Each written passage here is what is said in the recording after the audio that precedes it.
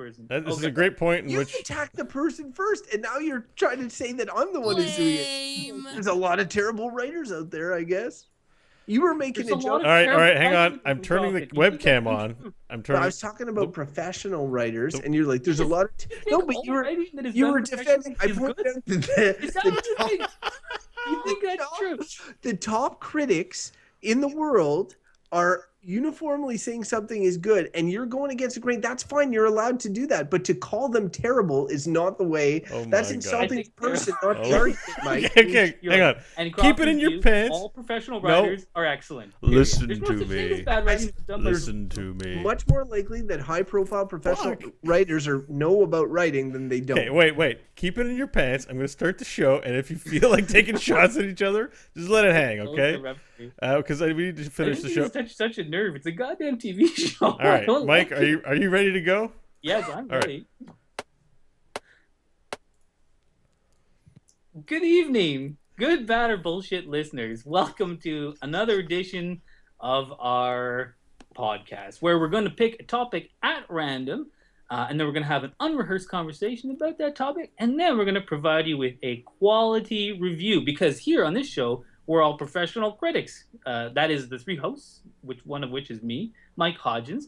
And the other professional critic on this show is Mr. Crofton Steers. Hello, Crofton. Hello, Michael. And, of course, another, and he's actually the best professional critic is Bo Schwartz, because he hosts three shows where he puts forth critical professional opinion about things. Yeah, I guess maybe I practice a little more than you guys, but I would say that doesn't mean my opinions are actually any good. It's like if you paid a writer to make a TV show, that doesn't necessarily mean he's good at writing just because he does 3 shows versus the guy who does 1 show. Exactly. Hopefully you'd want somebody who is good to write your show. Otherwise, you're not very good at hiring people, I guess. Yeah, sort of like most of Hollywood. Yeah, except for the people who make Daredevil. I guess we should let our listeners on. We've been having an argument about Daredevil pre-show. We're going to leave that in the past and move ahead because we could bicker about this fanboy stuff. I feel like we should have those. I mean, for the diehard GBBers, they're like, "What's going on before the show?" They can't just be arriving and starting the show. They want to see what's going on before. It feels like we should, We were arguing about something pointless, which we often do on the show. So it was just like a warm-up. And sometimes we argue about things that are of relevance to the world, Like flip-flops. Hey, I heard something in the news which I found interesting. There's a study that came up saying that, the development of AI is about to make, huge swaths of employment obsolete in the next couple decades. I saw that too, actually. Apple's going to be replacing all their workers on iPhones with robots or something. Robots, but they're saying all sorts of things, all kinds of administrative tasks, and you can see the seeds of that are there now. Like complex algorithms are getting so advanced, and the ability of a computer to process. It's just some jobs. I don't know if you call him my brother-in-law. I don't think he listens to this show. My sister-in-law's husband just became a pharmacist. Good line of work to go into. And I had posed the question early on, be like, but couldn't you just get a giant vending machine with hooked up to everyone's medical files that cross links and references all drugs, and you go and put your prescription in and it just spits out the drugs? Why wouldn't? And I'm just like, yeah, that sounds like the type of job that a computer will soon do better than a pharmacist would. Yeah. What did he say to that? Oh, I didn't tell him. I told his wife. That seems like you could do better. No, he'll still be. Honestly, we're talking a couple decades away. He'll be through his career before that gets taken. I don't know much about what pharmacists do, although I know one. You go and say, I have a prescription from a doctor for this much drug. Give it to me, please. And they say, here you go. Don't drink booze. Right. And well, then you go home. Okay. So before you interrupted, though, I had a question, which you're not going to be able to answer, so don't try. Which was, what else do they do? What else do they do? What else does a pharmacist do besides fill a prescription? They have an intense knowledge of how drugs interact with each other. I'm not claiming they're not experts at what they do. They are. But there are thousands upon thousands of drugs, and I think they're supposed to know that it's your dosage of this and you take these 3 or 4 other medications for other things, you could have and that's a very valuable thing. Sure. So my question is, why aren't the other doctors like taking responsibility? Like, Well, doctors they're like, are the ones with the power to prescribe, this might and give you the shit. This Ambien might give you the shits if you're taking Vaxilax. But I'm not going to ask you if you're taking Vaxilax. well, everything I is can let the pharmacist take care of that. no, So but see you the later. doctors still do most of that screening, but pharmacists are like the second level of, and they have, I think, an even more Oh, in-depth knowledge. there's a great pejorative word for that. It's called redundant. They're a redundancy. Well, it is a bit redundant, but again, all I'm saying is that it's clearly something that you could see a computer system which has Yeah. a full database of all drugs and known interactions, just spitting out your pills and being like, yeah, you're good, or no, you're But not. what about, okay, what if, because doctors aren't supposed to be able to write prescriptions for themselves. What if they start writing prescriptions for themselves? The pharmacist is the barrier to them getting those drugs. Yeah, but I mean, I feel like that there's an easy like it could be like barcode on your pen pad and linked to you, so when you put it in your thing, it's All like, right, hey, all right. But before getting too deep down this hole, it's too late. I just want to go back to the robot AI thing. Just because Mike, you mentioned, or it might have been Bo, one of you mentioned in an episode. I don't think it was an AI episode. It was more about how our systems are structured, about everybody needing to work or not work, right? And the idea is like people will be in dismay because a bunch of jobs will be taken away, right? So that they won't get paid. These computer things will come in, or robots will come in. But ideally, like the idea would be that, and when people are talking about mandatory minimum wage, or you get a certain amount of money and all this sort of thing, like ideally it's a good thing to be able to replace these jobs by machines and then free up the time of these, these people to absolutely. do essentially whatever they want or create or whatever, right? And in fact, that was like John Maynard Keynes, the like early 20th century economist, was predicting we should be at like 15-hour work weeks because of technological advances. And I heard that exact thing you were saying about how people are saying this might drive the movement towards minimum living wage to all people regardless of employment. And I'm like, I got my hopes up that something like that will happen, because I think it would solve a lot of problems in society. But on the other side of it, I keep thinking of that there's a Simpson episode where Bart goes to like cadet camps, and when they're graduating, the commander's like, of course, most of the fighting in the future will be done by advanced military grade robots, but will be your job to maintain and service those robots. And I'm just like, yeah, we'll just maintain these stupid systems, We get robots to do that. Yeah, speaking of robots, we have sort of one on our show, the random topic generator, and maybe we should get it to give us a topic. All right, well, crank her up, Mike, and we're getting ready to go. It doesn't have an AI, at least as far as we know. Someone wrote in once and said they thought it was talking on our show. It one seemed time, like but it acted weird for a while, but yeah, sometimes I feel like it's watching me, but who knows? we haven't seen anything, and it doesn't It have doesn't eyes have a and voice ears. box, so maybe it just can't communicate. You don't hear weird noises at night? Yeah, there's sometimes. Sorry, I asked you a question when you're in the middle of starting the thing. It's kind of rude of me.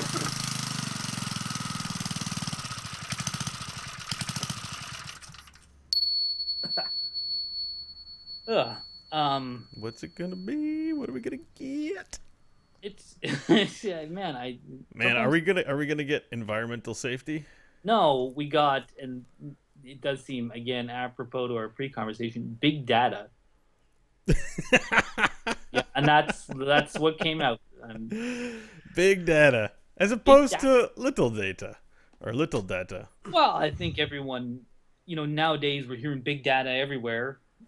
If you work in the government, everyone's talking about big data. Private sector, huge on big data. I tell Gwen to call me Big Data.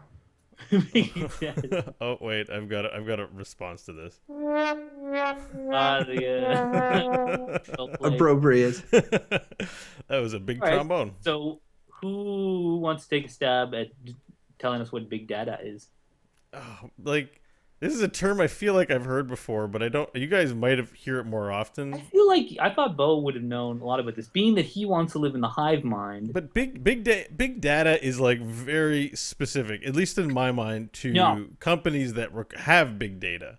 So it's if it. you are, for example, some sort of organization that keeps records for 80 years and is constantly generating data, like the storage and maintenance of this data is expensive and needs to be maintained. It's considerable task. Well, Um, okay, so here's an example, and I mean, it It's just the so happens. data industry, right? It's what? The data industry. Well, if you consider things like well, it's like Facebook, okay, for example, is Yeah. big data, but it's beyond that. Like, so they'll say like say Walmart produces like a petabyte of data a year, or even more than that, where they're talking like it's Online purchases and stuff like 1 million that. transactions like per hour, which are Yeah. recorded and stored, and say Facebook being that like okay, there's like 300 million pictures uploaded to Facebook, which can be analyzed by algorithms per day, and there's 2.5 billion likes of something per day, and all of that is data which can be None of it's our podcast. well, like actually, exactly. no. Some of it is our podcast. You know, it'd be funny though. They'd be like, "Wow, it's actually impressive how little traffic this one podcast gets in the age of big data." But yeah, so basically, it's just like massive amounts of data, which people are now using to tell us things about ourselves or about society. So Hmm. things like people like clicking like on whatever they see on Facebook might mean nothing, when it's like you and your friends, but like across the billion plus users or whatever, those likes actually tell you things about behavior patterns, about culture, and about society, and are predictive of things that traditional research, like academic research, cannot do. It's like a new field that's only been emerging since like the 2000, like since 2000. Right, but the difference between something like Facebook and something like the banking data that's getting whenever I make a transaction with my Interac card or my credit card is that it's essentially voluntary data that I'm providing. Nobody's saying I have to like something. Yeah, there's incentives sometimes to like this, and then you'll be entered in some sort of junky contest or whatever. But for the most part, that's information that I'm choosing to provide on. Oh, so and so's got a photo up. Oh, I'm going to like that photo. Whereas there's a lot of this data stuff, and the stuff that I have kind of more of an issue with or the things that are going on outside of my control or even knowledge half the time, right? Little fine prints that are saying, every time you use this or that, we're recording and this data is being, stockpiled into our central databases. Like Windows and Microsoft has gotten into a lot of issues, and there's also a lot of disclaimers that you have to acknowledge, and I try to make a point of accepting those whenever possible. But at the same point, like your information is going somewhere, and if you're on a web browser and you go into like incognito mode or something because you're shopping for your wife's birthday present, That's right, why Gus? you use Yeah, incognito mode. that's right. It's That's why you for do your it. spouse shopping It's for secretly. buying This presents is for your this is spouse. the only use for incognito There's mode. no other use that I'm It's aware of. kind of a redundant It, feature, really. It's not so necessary, but and when you use it, there's like a disclaimer that says that you're in incognito mode. Technically, we're not saving any cookies or whatever, blah blah blah. But your web provider or your employer, if you're using it at work or something like that, is still getting all the data related to that sort of stuff. You're not hiding your data footprint. It's still and being any accounts you're signed into in your web browser may be recording your clicks and everything else Like too.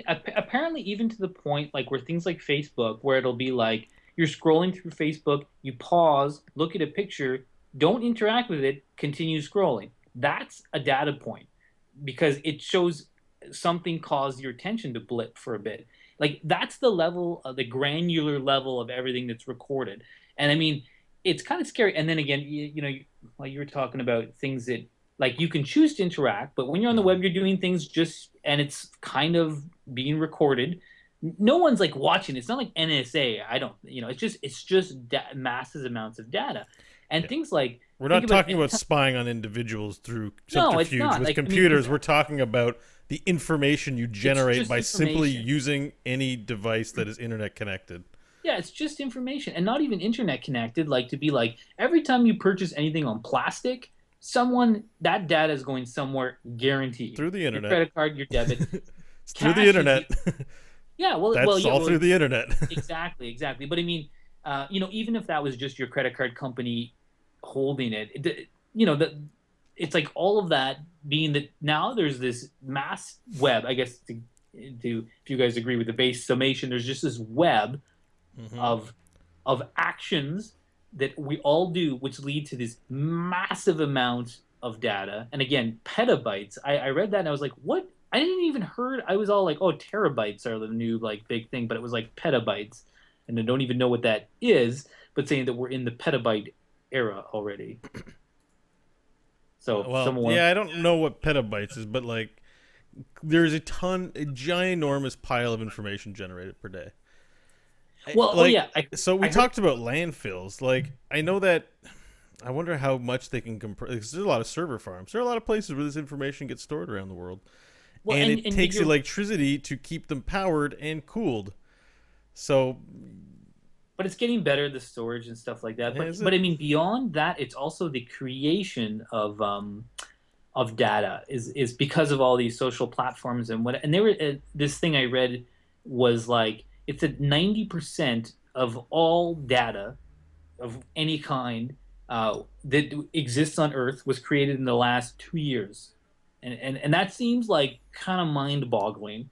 Uh, that is recorded So, anyway. so it kind of cuts both ways because there's so much data that I mean, it can only be used in the aggregate, right? Like, Yeah, we can't well, really be that worried that this data.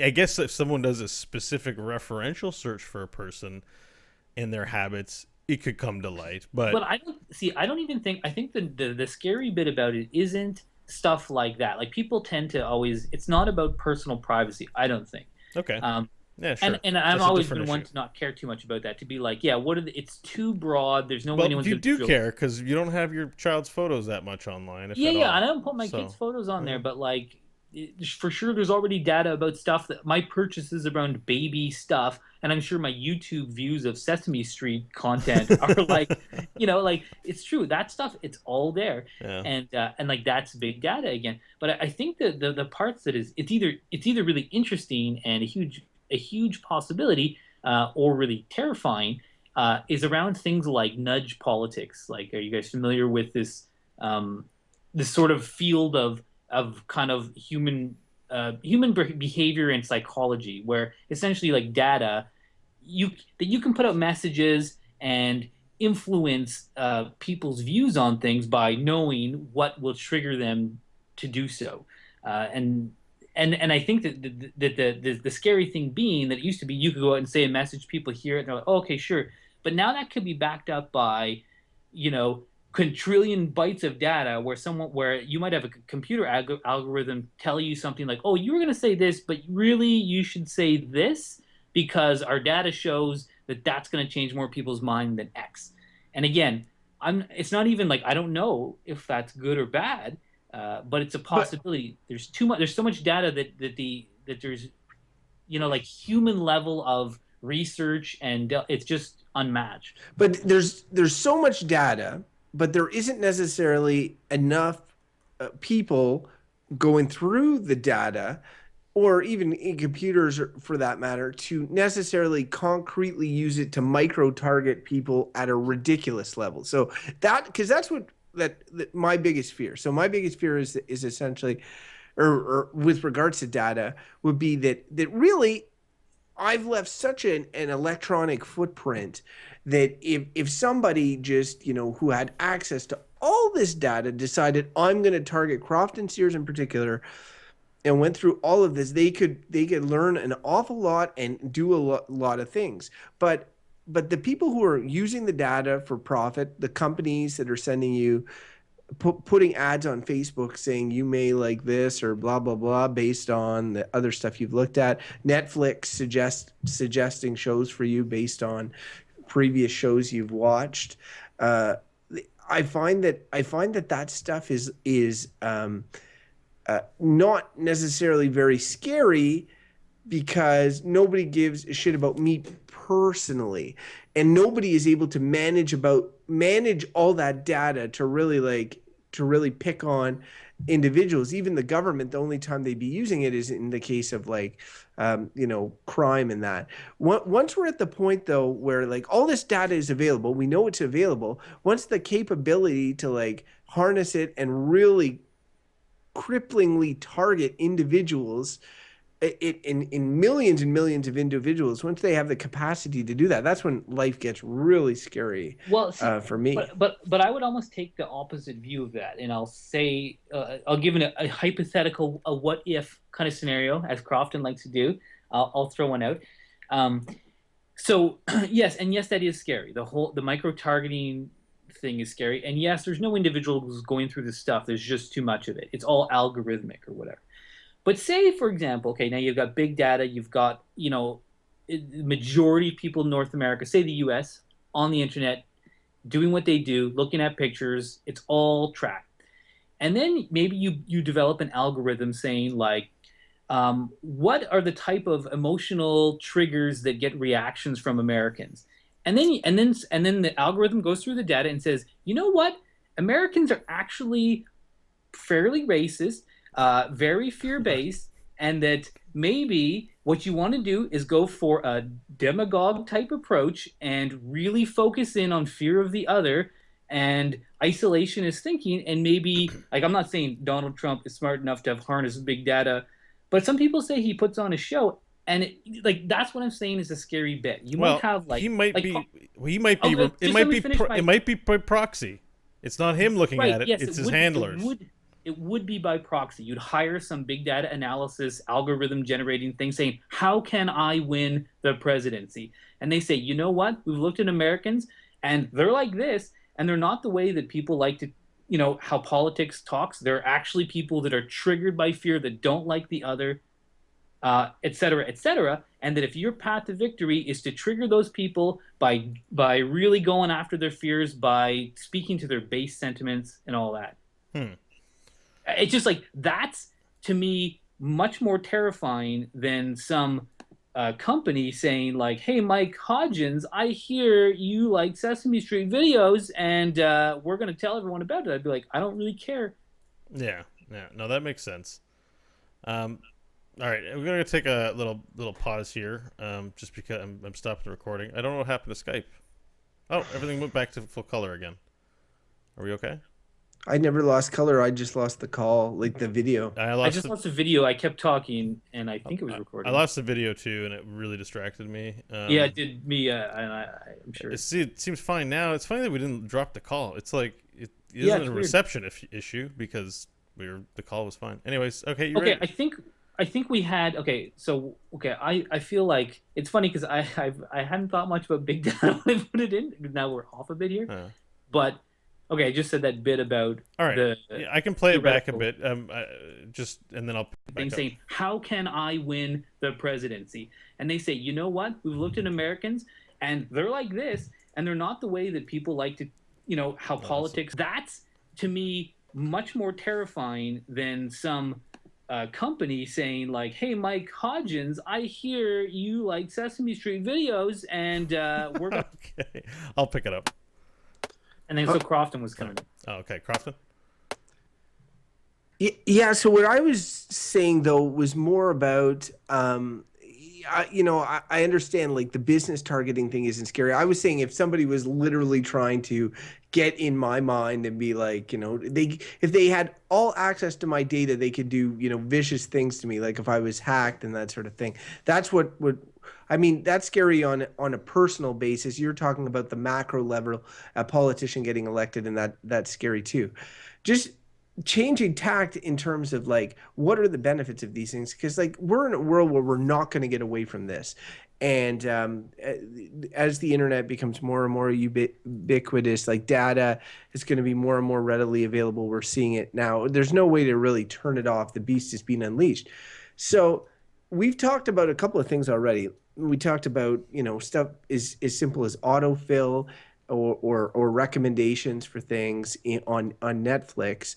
Also, like I like being able to figure out things. Like if I search the top most viewed shows on Netflix and I see they've released data and they're stingy with their data, and it's like, oh yeah, Daredevil is one of the most top watched shows on Netflix and has some of the highest reviews.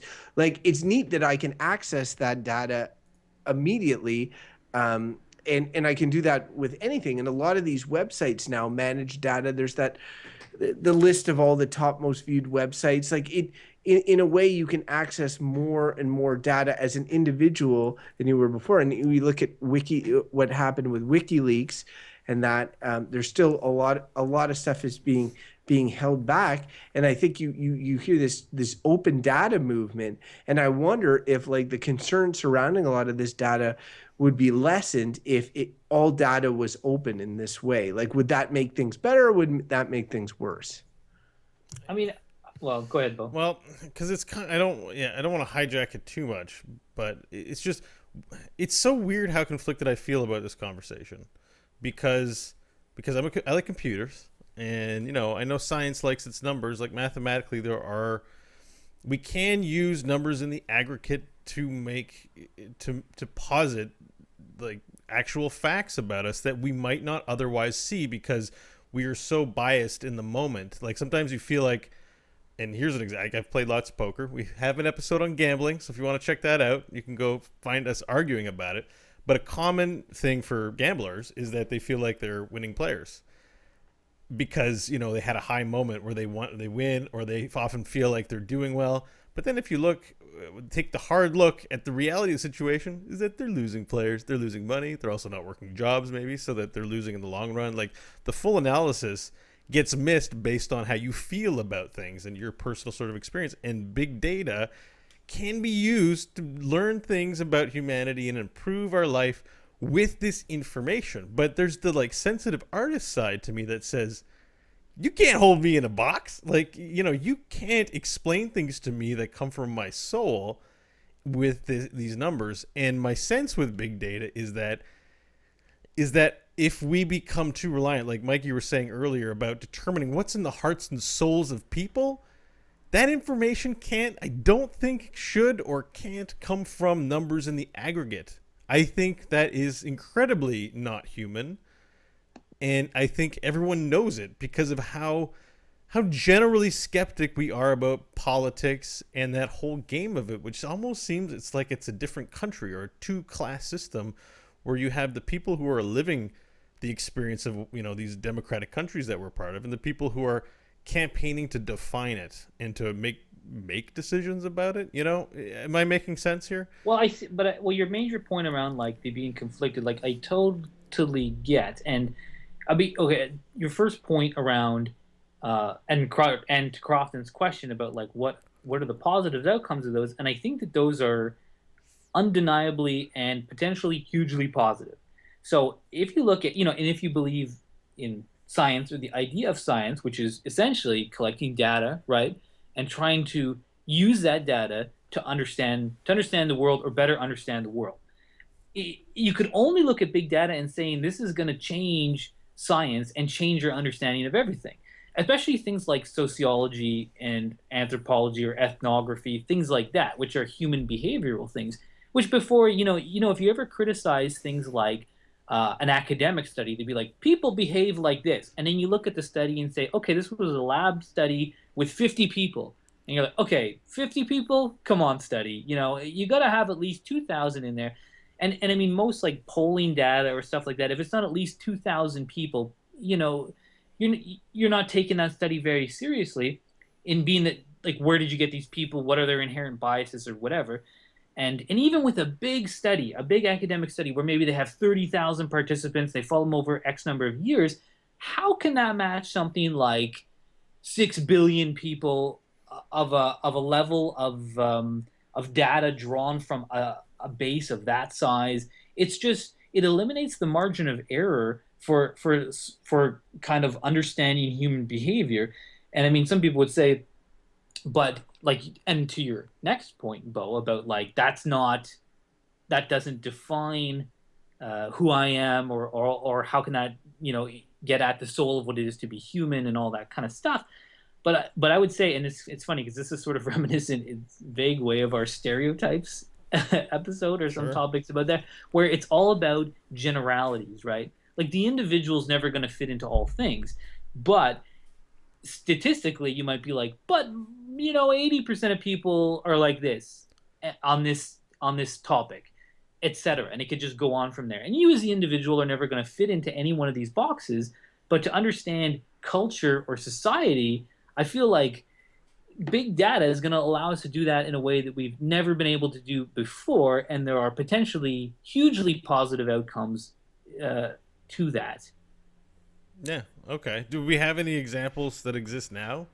Do you think Um, somehow Uber came about because of an analysis Well, about Uber's not travel necessarily a usage? good thing, but Well, but a good thing, but it definitely is a better mousetrap and a system that is, in a way, sort of crowdsourced and decentralized.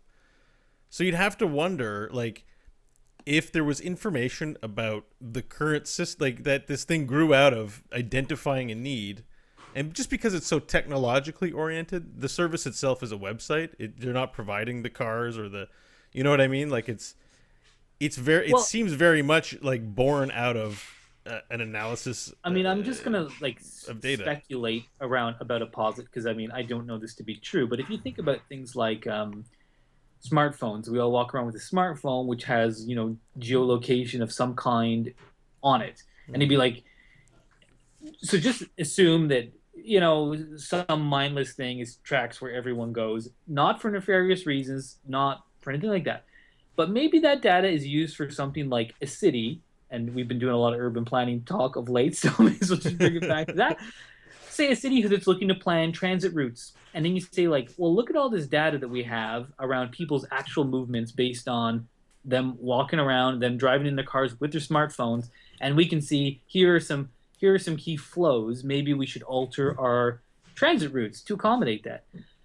That was just a big speculation, but just even minute stuff like that, where you might be able to use big data in some form to just do slight tweaks that will improve quality of life and things like that. Well, I'll give you an example from the professional sports world.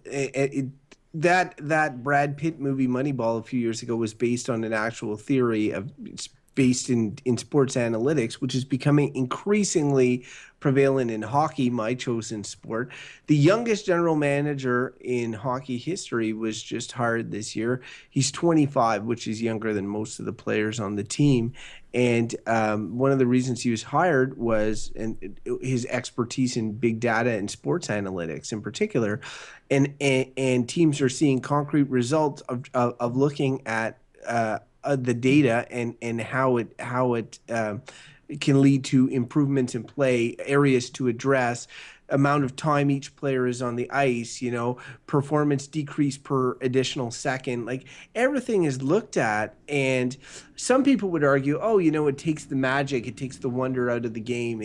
It becomes like more scientific in many ways and less artful, if you could describe it as such. But there's a benefit. And it's the same with like city planning, as Mike said.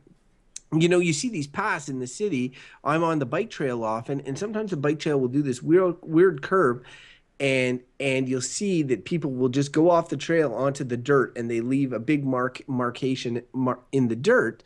Nobody's taken the path because it went out of the way. And over time, city planners might be like, well, you know what? Everybody's getting off the path there. This is clearly poorly set up. It's a visual representation of data, Yeah, essentially. dirt data. Yeah. Dirt data, yeah, and so to reinforce Mike's example from earlier, for urban planning, it serves tremendous purpose, but it also serves like in terms of design of a website. Like you have people that are looking for stuff on your site. The government, which I work for, of our country, is constantly looking to how can they get people where they want to be on their site, or to the information they need to find, the information we want them to find. as all sorts of websites do. And so the data allows you to pinpoint these things and spot these trends and push people in those directions. So I mean, the more that you can do that, the more beneficial it is. And those are the benefits I see coming from data. It's and I see a lot of them, like really the day-to-day implications that all this the existence of all this data has on my life tend to be of the positive nature.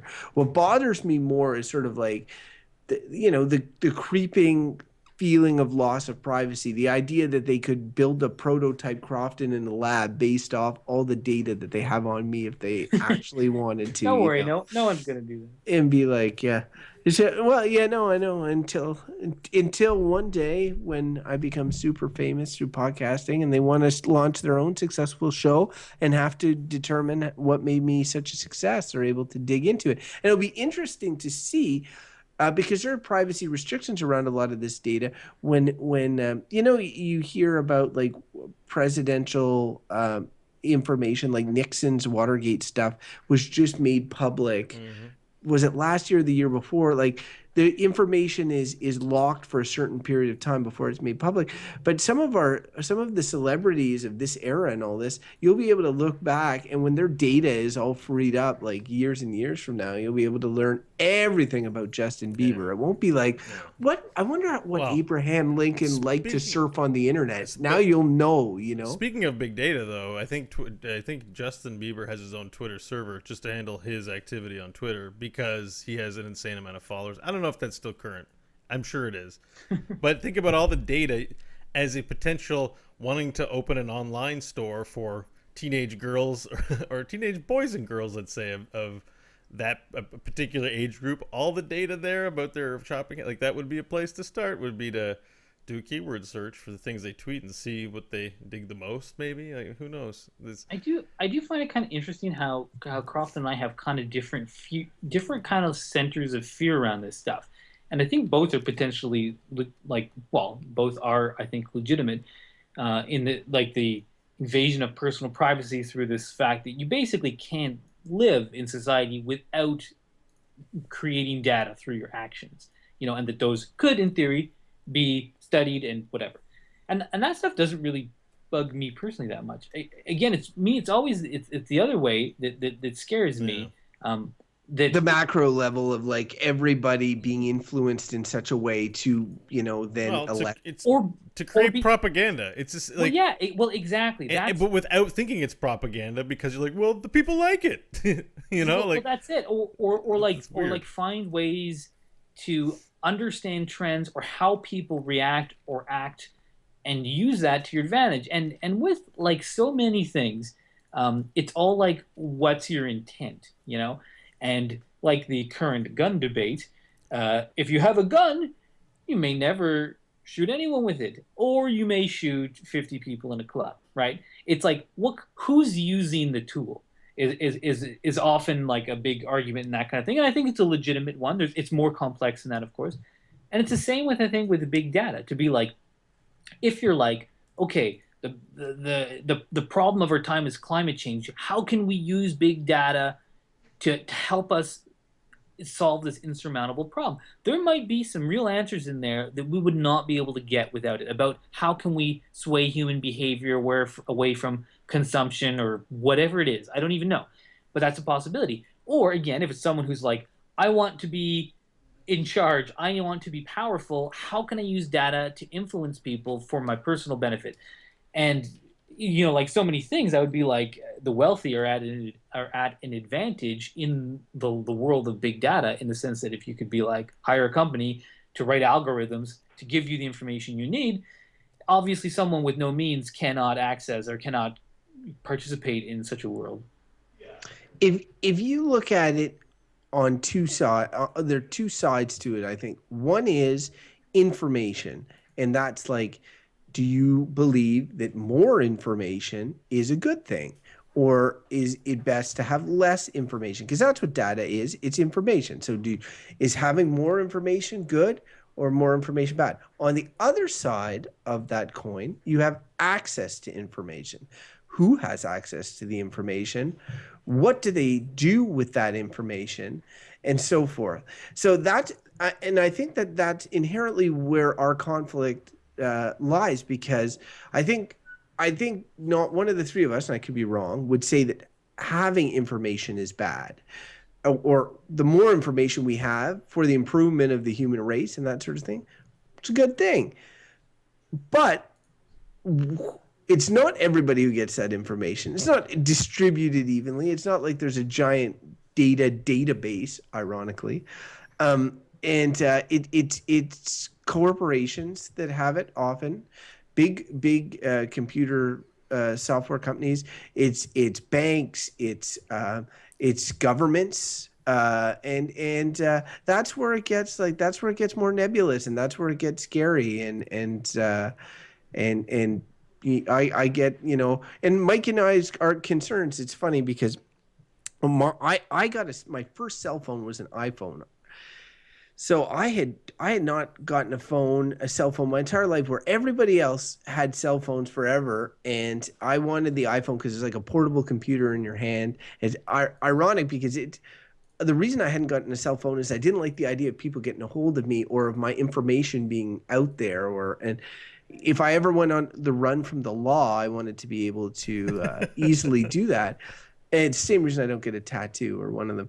But you're so popular and amazing. Why would you ever be on a run from the law? I don't know, but I wanted to be prepped. That Harrison Ford movie, The Fugitive, really left an impression. He wasn't guilty, but he had to be on the run.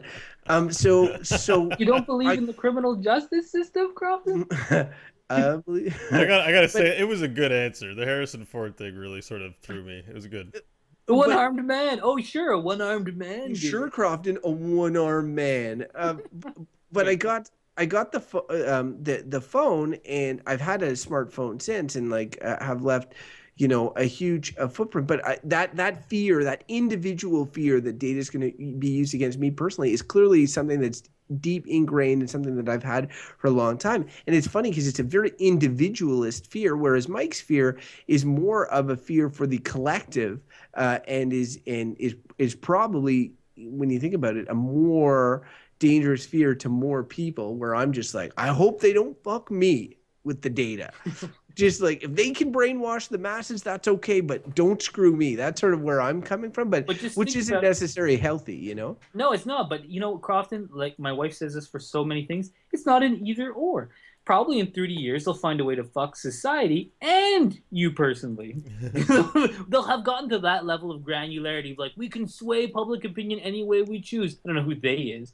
Whoever has access to the data has used the machines, the Illuminati, the secret Illuminati of the world. It's funny. I always say, it's like we're just building the mechanisms for AI to take over. It's true, and I was the one that said that AI was either bad or bullshit. But you guys, Crofton, we love AI. We welcome our robot overlords. Crofton will be comforted with the knowledge, no matter how shitty the future is, with the fact that he was right over us. Well, no, but it's not even. I said for AI to take over. I didn't say whether that was good or bad, and I still think my verdict on the AI was it sci-fi always thinks, oh, it's going to be evil. We don't know, but here's the thing about humanity: we know there's a lot of assholes around in humanity. We know that's a known fact. So, and if those people have the means, Donald Trump, to get at some of this stuff, use it for their personal benefit, they will. That's a known. AI, we don't know. Maybe this overlord would be better than a Donald Trump overlord. And I mean, if it's unknown. The point is, those mechanisms are there, and it is scary. This whole subject has been a kind of a can of worms for me. I still don't know where we're going to land on verdicts. Do you guys have more you want to discuss, or should we? No, I feel pretty uneducated about it for computer. I think everyone is. It's like the Wild West, man. Yeah. One little point, although I can tie it really into verdicts, is that big data is also used in the financial world to make people money. You heard of these penny trading crap? Oh, of course. But that's been around even for it's almost worthy of its own show. Or I don't know if we've ever talked about the stock market as a good, bad, or bullshit thing. That would be a good one as well, I think. But they're essentially manipulating data, and a lot of it to make determinations about. It's clearly AI. Some of it is actually, using computer algorithms to make determinations about value, and in the long run, make money through positive trades. So, and I guess that's just maybe my last and other kind of fear around this stuff. Aside from the way that all this big data be used, and Bo, you talked about like the kind of human, like what is the essence of being human and how does it fit into this?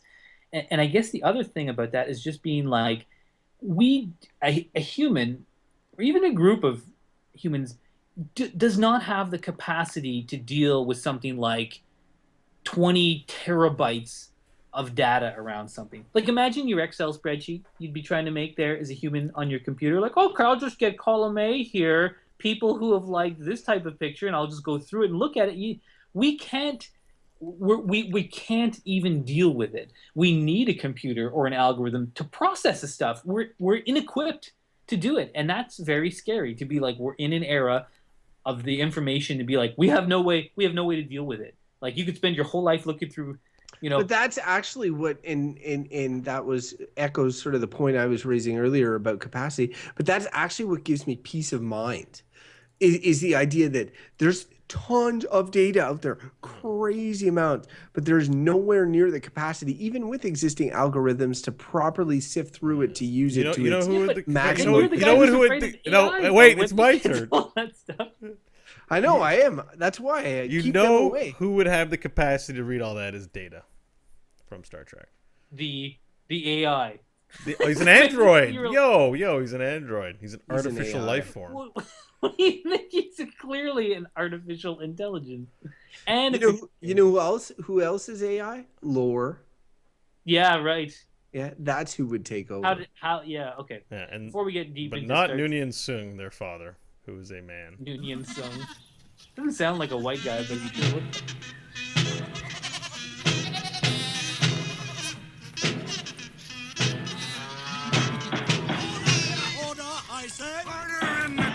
All right, it's verdict time, and I know this conversation about big data has been riveting. So, Mike, you're going to go first because you're going to have to do the outro stuff. Why are you forcing me to go first? I'll go first. Okay, Crawford goes first. Big data is bullshit. Wow. And I say that based on the fact that some of it is irrational fear. Some of it is proven fear based on things that Edward Snowden or Julian Assange have proven already. But I just think there's again, getting back to my analogy, more information is good. I think that's for sure true. It's just who's controlling it and what they're doing with it. And I mean, I see no ideal way for that information to be controlled, and that's always going to be an issue. But you put all that together, like I like some of the services big data have led to. I like quality of life improvements big data has led to. But I just at the same time I have concerns, and mix it all in a blender, and what do you get? You get some bullshit. Okay. Okay. You gotta go next, Mike. Yeah, Bill wants to go last. Okay, maybe Crofton, you might have helped me come to it. Okay, this whole topic, my head had been like, we've been talking about this. I've been like, we've been talking about it, and my head had been like, bad. Oh, it's bad. Oh, it's so bad. And then we talk about it again. I'm like, no, good. It's got to be good. There's like good, and then I'm like, no, bad. And then I'll be like, oh no, it's good. I've had a real hard time with this one, and I'm still struggling at this moment because I feel like also, if you've listened to the show for any length of time, things like I kind of like a simpler way of life. I like to think about, I still think we're plugged in a little too much. I think we're losing a lot of what it meant to be human and human sort of scale interactions and stuff. And that's kind of like my gut leads me to want to just say, this is bad and it's probably not going to help us. But I don't know. I think I'm just going to have to land on bullshit. And Crofton's the one that brought me back up because I really think the point is of like more information really gives us the capacity to really potentially solve a lot of problems that we might not like. More information, like I would never be like, oh yeah, we should all have less information. It's a really solid point, and I was just like, damn it. So it's such a split thing. It could be used. It's such a powerful tool. Could be used terribly. Could be used for super good, and that's why I feel like it's a total cop out. But I landed on bullshit too. So following your lead, Crofton. All right. Well, good verdicts, you guys. As everyone here probably knows, I'm a big fan of the internet. Thanks to the internet, we're doing the show, and you're able to watch it.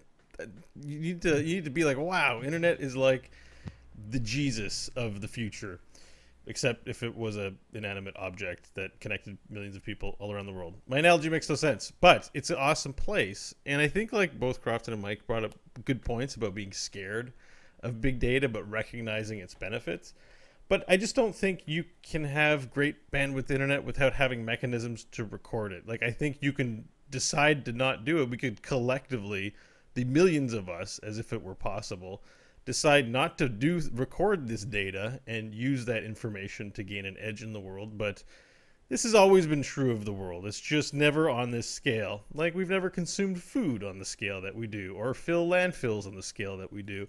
This is another one of these problems of scale things that we have. But you know what? The internet's kind of cool. I feel like the benefits of what we learn outweigh the negatives. And at the same time, it's like blaming the gun for being a dick when the guy's being a dick. Doesn't mean we shouldn't regulate it or think critically about big data and how we handle it. But overall, I think big data, pretty cool. It's good.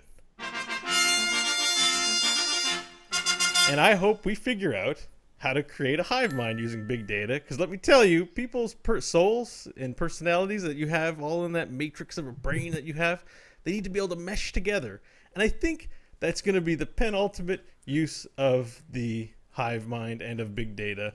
So I got to be pro big data, I think, if I'm I can't pro wait till we hive mind. sometime talk about hive mind, because there's so much you've not clearly thought out about it that I enjoy. It's not this episode, so let's not go down that well. It does make sense, though, that he would say that it is good based on the hive mind, because honestly, if he was against it, then he'd be against the hive mind. Not like the hive mind, and he likes it. I still think he should think about it sometime, but we'll get to that. Anyways, we would love to hear what you have to say, listener and or AI overlord who may be listening through big data points.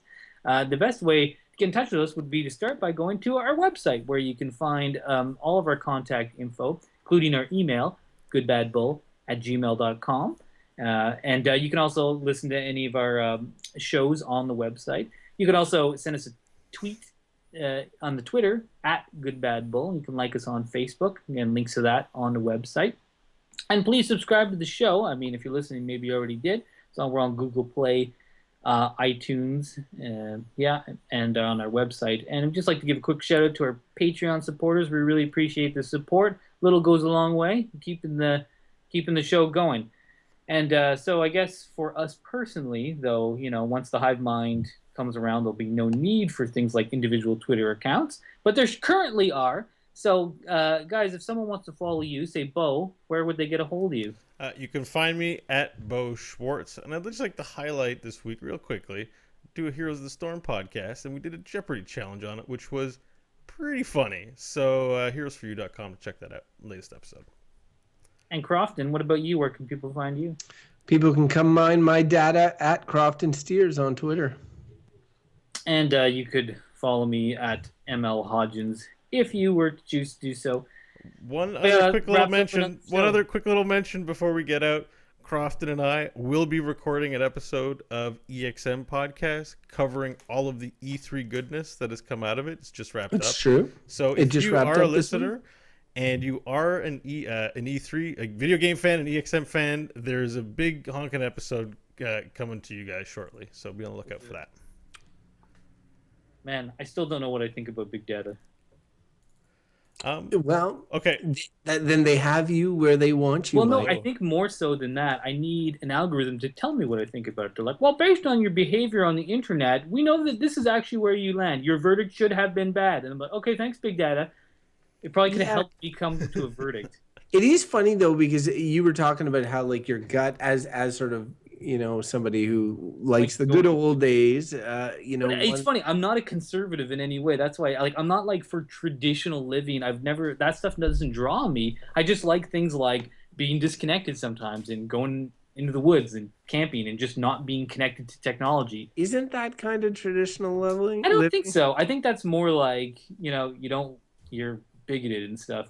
That's what I think of traditional. Marriage is between a man and a woman. That's like traditional bullshit. I don't know. We'll have to check big data. Maybe it's not. Yeah, yeah. So, 72% says man and a woman. 2% says man and his turtle. I That's like that off. I pulled like out of my ass that idea about Trump using it, and then as I was saying it, I'm like, oh my god, it's true. It's like I was building a conspiracy theory in my mind that I believed instantly. I'm like, it's that's exactly it. It's all a big show. He's not really that obnoxious. He just knows that Americans are, and that's how he can win. Meanwhile, in Trump HQ, Mr. Trump, sir, our data points are going crazy. We have just received confirmation that a podcast based in Canada is discovered your use of data, and Trump's like, "Oh crap, I gotta shut them down." Because his real voice would be like, "Oh, really?" Because he's got like a British accent. Of course, he's like, "Well, we'll have to put a stop to this. What does the big data say?" They're like, "Go make another speech." He's like, "These people in Canada, we're gonna build a wall. We're gonna come in there and bomb them, and then then they will, and he'll get elected." And Americans will be like, "Yeah, let's go buy more AR-15s or whatever." Did you hear that after this shooting in Orlando? AR-15 sold off the shelves like across the country. oh No, my god. Are those the gun that Yes, he's it's used? fucking sick. Sometimes I'm like, the U.S. is so screwed up. Why with did the they guns. buy the? Why would they sell? Why I don't get it. Because they thought, they thought that they were going to be banned. Is that it? Yes, that's one of the reasons. People are like, oh boy, another shooter. We better go get our sweet guns before they ban them. And the other reason, which is equally stupid, is there's shooters out there. I need me a gun to shoot back because that's how you stop a guy with a gun. As long as the reasoning wasn't, oh my God, that gun was really effective. Look at how many people he killed. Well, who the hell knows? You know who knows? Big data knows. I That's bet who you knows. Big Data. God damn it. The US is so screwed. Oh man, I'm glad I caught that punchline. That's right. Okay, are you guys closing up? I'm closing the show right there. I don't think it gets any better than that. No, that was a good punch out. Yeah. Okay, I'll be back. Well, I gotta, or at least I gotta open Yeah, a window. Bo wants to do post anyways. See you later, Cross. Well, wait. All right, live stream. Thanks for tuning in. The Skype went all crazy. I'm sorry about that. Yeah, get weird. Just because I'm doing a lot of stuff. Thank you for watching the video on demand. If you're a video watcher, take it easy. Mike says bye too. Penis.